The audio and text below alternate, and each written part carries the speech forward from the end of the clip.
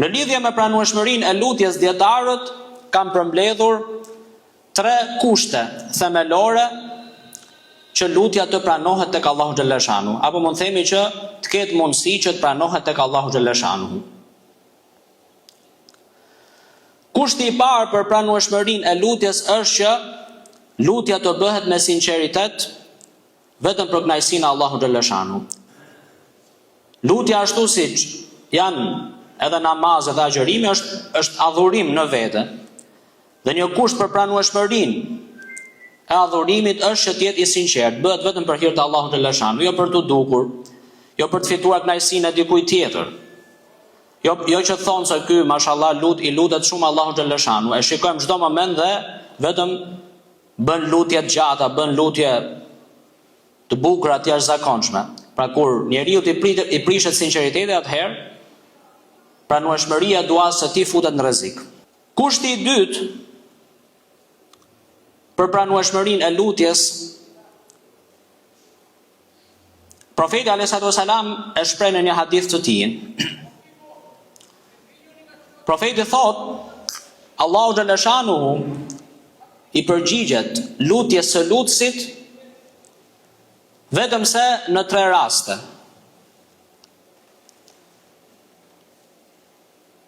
Pra në 3 raste nuk i përgjigjet. Rasti i parë, kur ai lutet për diçka të ndaluar, apo diçka që të çon tek harami.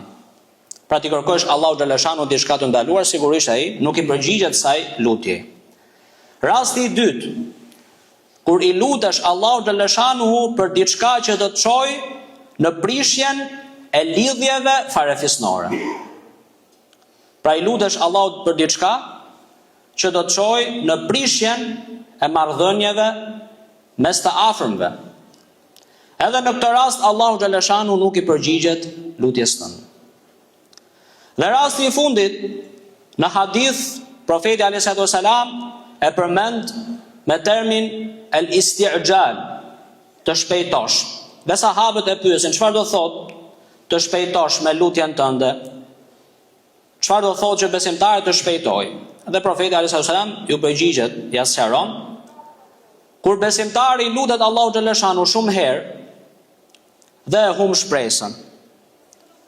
Pra i lutet Allahu xhalla xhanuhu me 100 herë, me mijëra herë, dhe thotë unë po i lutem, por nuk po marr përgjigje, kështu që bezdiset dhe e lëmën janë lutjen. Pra thotë që unë nuk po marr përgjigje, Allahu xhalla xhanu nuk po më jep përgjigje, nuk po më plotson kërkesën dhe unë po e lë duan.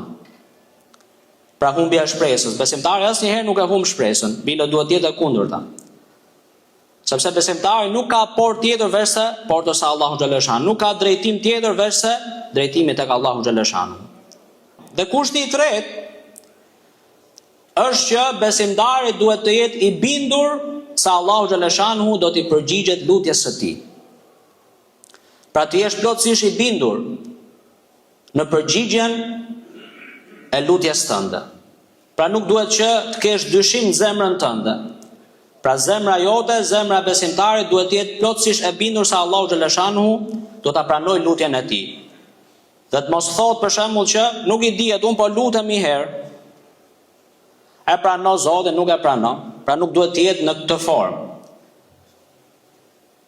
Dhe profeti alayhi salam e shpreh përsëri në një hadith të tij që Allahu xhalla xhanuhu nuk e pranon duan e zemrës së zhytur në gaflet, në dëfrim, dhe që nuk është e bindur me pranueshmërinë e Allahu xhalla xhanu.